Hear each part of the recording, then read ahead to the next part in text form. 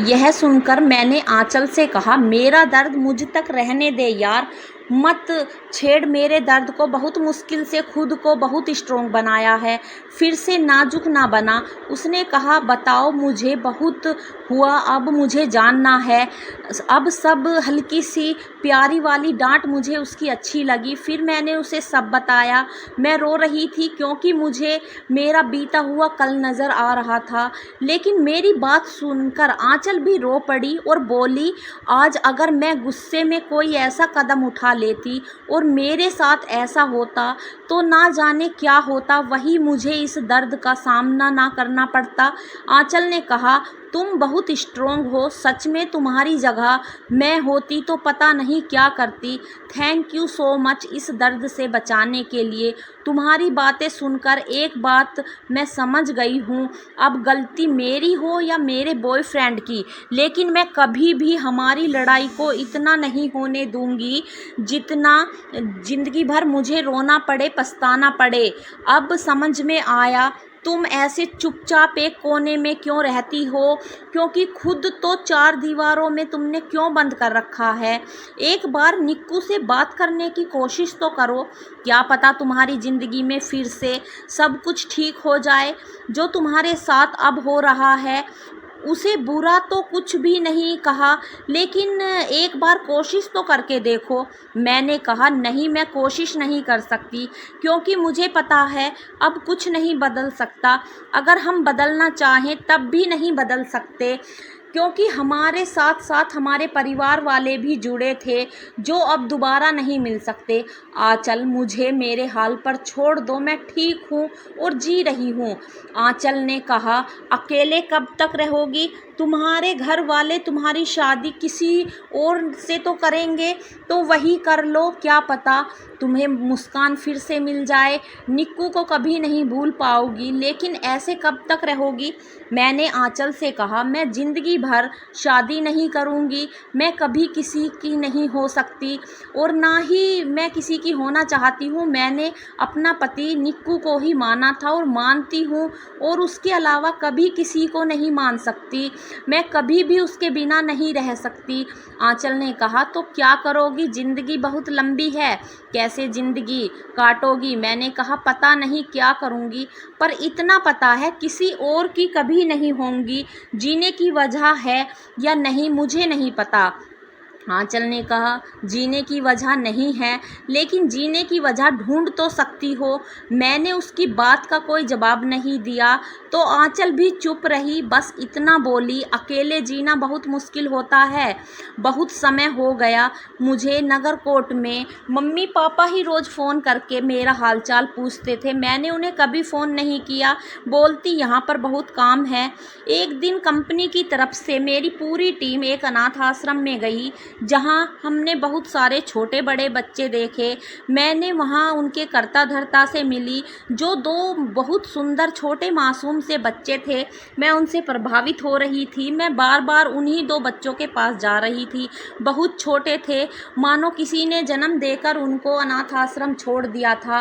वह दो बच्चे, एक लड़का और एक लड़की, मेरे करीबन 2-3 साल के होंगे और बहुत ही प्यारे थे।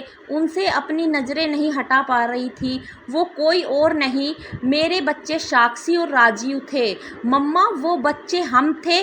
जी हाँ, बच्चे आप ही दोनों थे, जिनको देखकर मानो मैंने जीने की वजह मिल गई थी।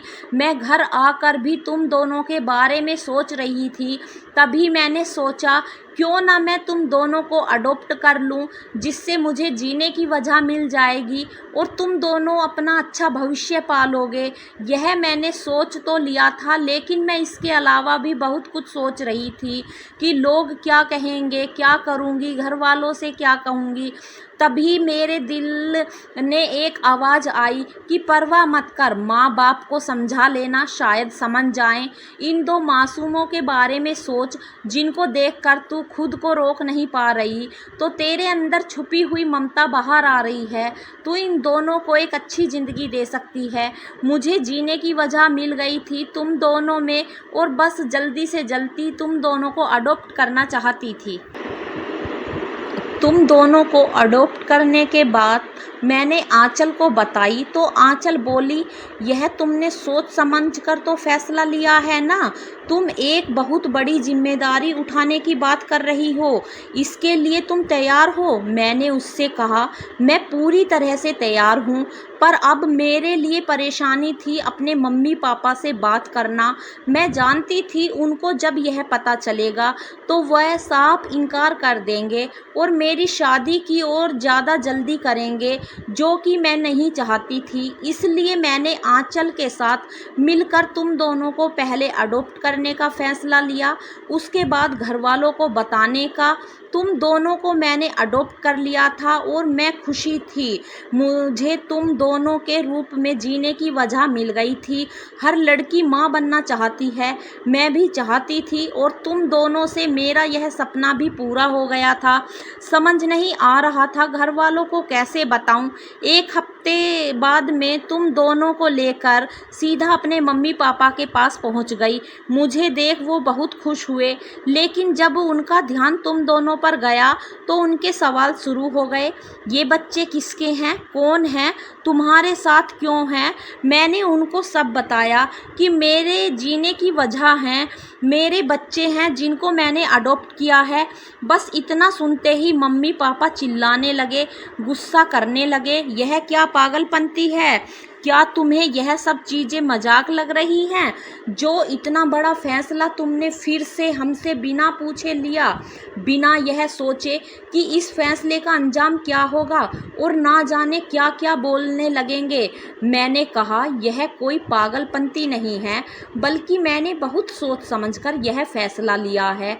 मुझे मेरे जीने की वजह मिल गई है और मैं अपनी जिम्मेदारी बहुत ही अच्छे से निभाना चाहती हूँ। आलिया, तू बिल्कुल पागल हो चुकी है, एकदम पागल। अब कौन शादी करेगा तुझसे? मैंने कहा, मैं शादी करना कब चाहती हूँ, मुझे तो खुद शादी नहीं करनी, मैं अपने बच्चों में खुश रहूँगी। मम्मी पापा बोले, ये समाज तुझे और हमें जीने नहीं देगा। तेरी इस हरकत से ये तुझे क्या समझ नहीं आ रहा? उस दिन घर में बहुत हंगामा हुआ। मैंने बहुत समझाया, लेकिन कोई सुनने को तैयार नहीं था।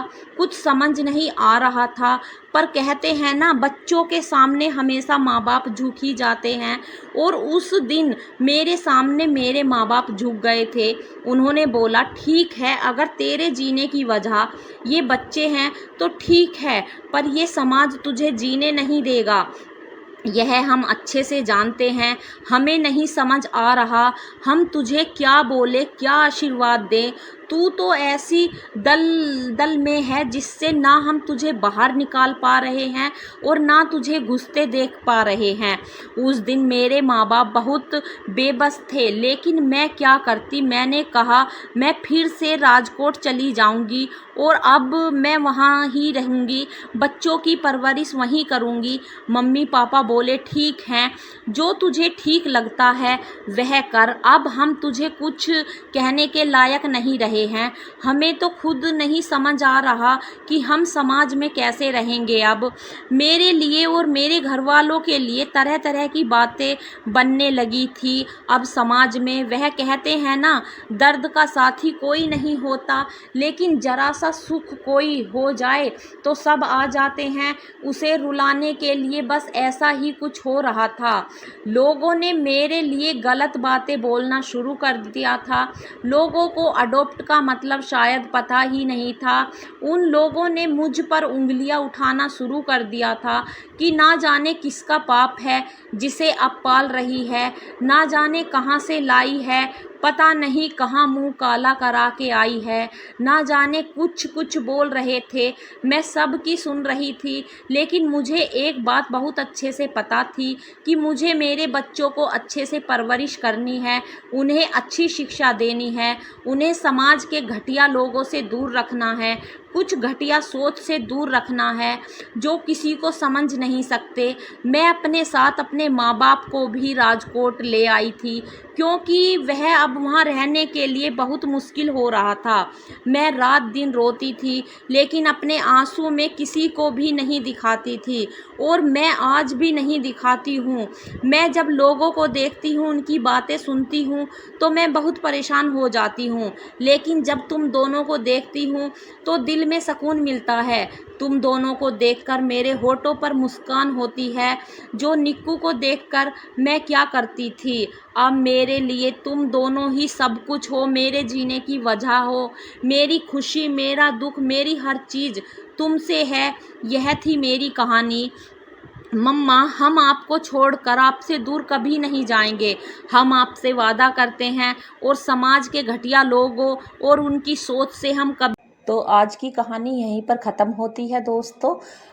कमेंट करके बताना ये कहानी कैसी लगी और चैनल को सब्सक्राइब कीजिए। अपना सपोर्ट बनाए रखिए। धन्यवाद।